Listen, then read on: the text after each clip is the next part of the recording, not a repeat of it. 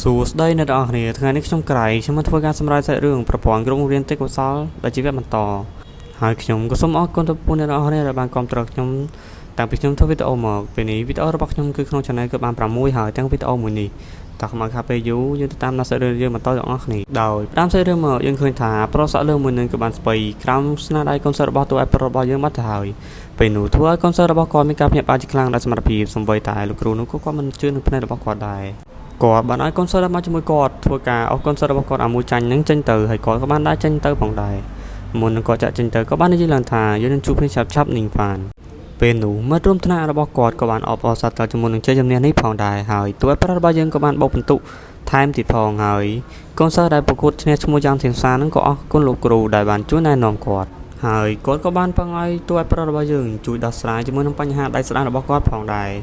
ហើយ admin សោកភ័យតូចចំពោះសម្លេងផងដែរដោយសារតែ admin ពិបាកបញ្ចូលសម្លេងខ្លាំងមែនទែនដោយសារតែវាមានភាពរញ៉េរញ៉ៃខ្លាំងពេកតើលើយើងបន្តសាច់រឿងរបស់យើងទៀតហើយកូនសិស្សរបស់គាត់គឺប្រុសបន្តានិងប្រុសម៉ាប់យើងក៏បានសុំឲ្យតួឯកប្រុសរបស់យើងជួយបង្រៀនគាត់ផងប៉ុន្តែសិស្សស្រីនៅក្នុងថ្នាក់នោះក៏បានចំទាស់ទៀតហើយដោយនេះបាននិយាយថាសានធីយ៉ាងគឺគាត់មានទេពកោសល្យតាំងពីក្មេងมันអាចនឹងប្រៀបផ្ទឹមជាមួយនឹងពួកយើងបាននោះទេហើយតួឯកប្រុសរបស់យើងក៏បានតបទៅកាន់នេះវិញថាខ្ញុំនឹងជួយអ្នកទាំងអស់គ្នាខ្លាំងដូចគ្នាគឺមិនឲ្យចាញ់អ្នកណាឡើយរួចគាត់ក៏បានប្រើការផ្នែកពិសេសដែលបានមកពី system ដើម្បីទៅពិនិត្យសិស្សស្រីរបស់គាត់នោះទៅដោយគាត់បានឃើញថាសិស្សស្រីម្នាក់នេះក៏មានវេទមន្តខ្លាំងមែនទែនប៉ុន្តែវេទមន្តរបស់នាងគឺមិនស្ថិតនៅក្នុងខ្សែឈាមដូចអ្នកដទៃនោះទេតែវាខ្លាំងនៅក្នុងសរសៃសក់ទៅវិញហើយតួឯកប្រុសរបស់យើងក៏បានសម្លឹងមើលដើម្បីរកវិធីដោះស្រាយផងដែរប៉ុន្តែសិស្សស្រីរបស់គាត់នោះបែរជាយល់ច្រឡំថាគាត់បានទៅមើលអីរបស់នាងនោះវិញដោយមិនចង់មានការយល់ច្រឡំតួឯកប្រុសរបស់យើងក៏បានប្របួតកូនសិស្សរបស់គាត់ដើម្បីទៅបន្ទប់ហ្វឹកហាត់តែម្ដងទៅពេលដល់ក៏មកដល់ក៏បាននិយាយឡើងថាយើងពិតជាសំណាងល្អមែនតើដោយសារតែមិនមានឋានៈណាដើម្បីមកហ្វឹកហាត់មុនយើងនោះទេតែភ្លាមៗនោះយើងក៏បានឃើញថាមានគ្រូសិស្សមួយក្រុមដែលសម្ដៅចូលមកទីនេះហើយគាត់បាននិយាយមើលងាយទៅកាន់តួឯកប្រុសរបស់យើងតួឯកប្រុសរបស់យើងក៏បានតបទៅកាន់គេវិញថាមើលទៅលោកប្រហែលជាគ្មានម៉ែឪប្រដៅនោះទេបានជាមកដណ្ដើមកន្លែងគេហ្វឹកហាត់បែបនេះដោយអាប៉ែដែលមករើនេះគឺគាត់មានឈ្មោះថាជីហ្វេងដែលគាត់ក៏ជាគ្រូបង្រៀនថ្នាក់ C ផងដែរ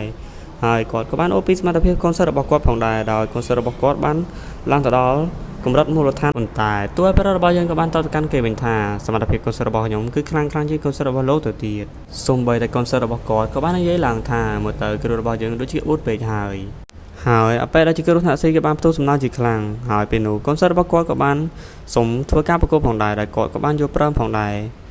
រួចអ្នកទាំងពីរក៏បានព្រមព្រៀងគ្នាដើម្បីប្រកួតពេលនោះកូនសិស្សរបស់អាប៉ែមកពីថ្នាក់ C ក៏បានបញ្ចេញសមត្ថភាពរបស់គេផងដែរដែលបានកោះហានដុំថ្មគោលំចំនួន2ដុំដោយធ្វើឲ្យពួកគេមានការភ្ញាក់ផ្អើលជាខ្លាំងដោយសារតែគោលំនេះមើលទៅវាពិតជាធំខ្លាំងមែនទែនបើប្រៀបជាមួយនឹងកូនសិស្សរបស់គាត់គឺជប់មកចេញតែកូនចាបមួយតែប៉ុណ្ណោះហើយពេលដែលគ្រូបង្រៀនថ្នាក់ C នោះមានការជឿជាក់យ៉ាងខ្លាំងដើម្បីធ្វើឲ្យតួឯកប្រុសរបស់យើងខ្វះគេប៉ុន្តែតួឯកប្រុសរបស់យើងមិនខ្វល់នោះទេហើយគាត់ក៏បានឲ្យកូនសិស្សរបស់គាត់ដកសាកមួយសរសៃមើលដើម្បីសមនហើយពេលនោះចាប់ផ្ដើមសមនហើយព្រាមនោះក៏បានលេចឡើងនៅគោលំមួយដ៏ធំសម្បើមមែនទែនធ្វើឲ្យគ្រូនោះភ្ញាក់ផ្អើលជាខ្លាំង